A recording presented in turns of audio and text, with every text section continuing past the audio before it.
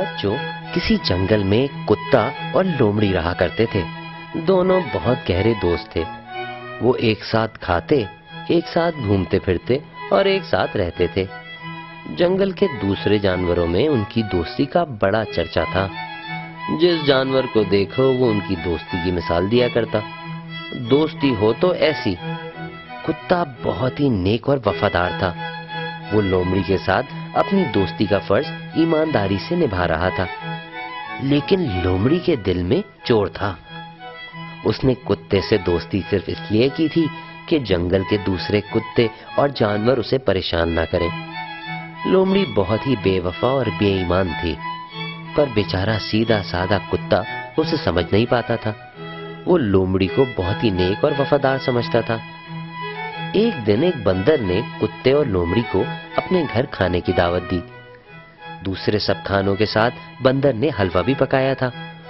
دونوں کو اور خاص کر لومڑی کو حلوہ بہت پسند آیا۔ خوب پیٹ بھر کے کھانے کے بعد کتے اور لومڑی نے بندر کا شکریہ ادا کیا اور اپنے راستے پر چل دیے۔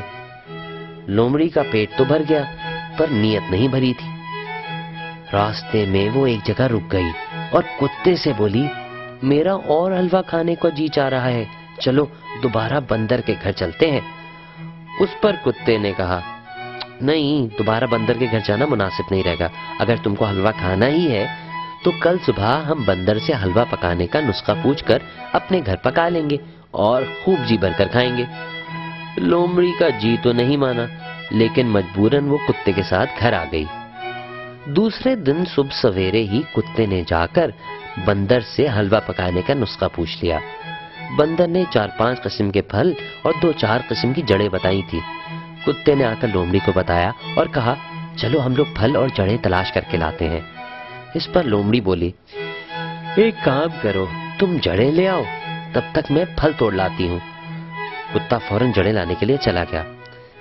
کافی تلاش کے بعد جو جڑیں بندر نے بتائی تھیں وہ کتے کو مل گئی۔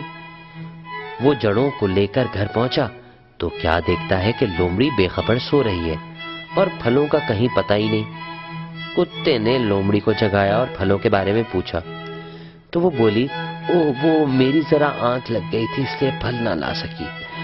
ایک کام کرو، تم جا کر پھل لے آؤ، تب تک میں چولہا جلا کر رکھتی ہوں۔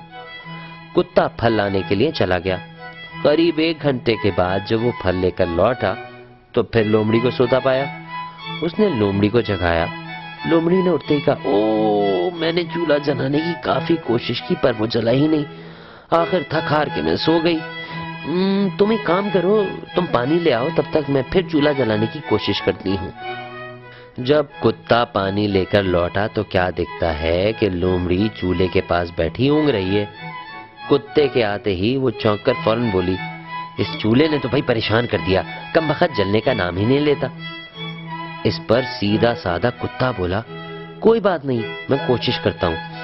اس کے بعد کتے نے چولہا جلا دیا، ہانڈی میں پانی بھر کر چولہے پر چڑھایا اور پھلوں اور جڑوں کے چھوٹے چھوٹے ٹکڑے کر کے اس میں چھوڑ دیے۔ حلوہ پکنے لگا۔ جیسے جیسے حلوہ پکتا جا رہا تھا، لومڑی کی لالچی نگاہیں تیز ہوتی جا رہی تھی اور اس کے منہ میں پانی بھرتا جا رہا تھا۔ آخر حلوہ پک کر تیار ہو گیا۔ کتے نے ہانڈی چولہے پر سے نیچے اتاری اور لومڑی سے بولا، چلو حلوہ آدھا آدھا بانٹ کر کھا لیتے ہیں۔ لومڑی فوراً ہی تیار ہو گئی، لیکن پھر کچھ سوچ کر بولی، ایک کام کرو، کل بندر نے ہم دونوں کو دعوت دی تھی، کیوں نہ آج ہم بندر کو دعوت دے دیں؟ جاؤ اور فوراً بندر کو اپنے ساتھ لے آؤ۔ یہ بات کتے کو بھی اچھی لگی۔ اس نے لومڑی سے کہا، ٹھیک ہے، میں بندر کو لے کر آتا ہوں۔ یہ کہہ کر کتا چلا گیا۔ کتے کے جاتے ہی لومڑی نے حلوہ صاف کرنا شروع کر دیا۔ اس نے اپنا منہ حلوے کی ہانڈی میں ڈالا اور جلدی جلدی حلوہ کھانے لگی۔ کچھ دیر بعد کتا بندر کو ساتھ لے کر پہنچا تو کیا دیکھتا ہے کہ حلوے کی ہانڈی صاف ہے اور پاس ہی لومڑی مری پڑی ہے۔ اس کا بدن ایک دم نیلا پڑ گیا۔ کتے کی سمجھ میں کچھ نہ آیا کہ یہ ماجرا کیا ہے، لیکن چالاک بندر فوراً سمجھ گیا۔ اس نے کتے سے پوچھا، تم نے حلوے میں کیا کیا ڈالا تھا، مجھ کو بتاؤ۔ کتے نے بندر کو لے جا کر جن پیڑوں کے پھل توڑے تھے بتائے، پھر جن پیڑوں کی جڑیں توڑی تھی وہ بھی بتائیں۔ آخری پیڑ کے پاس بندر رک گیا اور بولا، یہ غلط پیڑ کی جڑ تم نے توڑی تھی۔ اس پیڑ کی جڑ تو زہریلی ہے۔ یہ سن کر کتا ایک دم حیران ہو گیا۔ بندر نے آگے آ کے کہا، لومڑی نے تمہیں دھوکہ دیا ہے، تمہارے ساتھ بے ایمانی کی اور اس کی سزا اس کو ملی۔ اتنا کہہ کر بندر اپنے راستے ہو لیا۔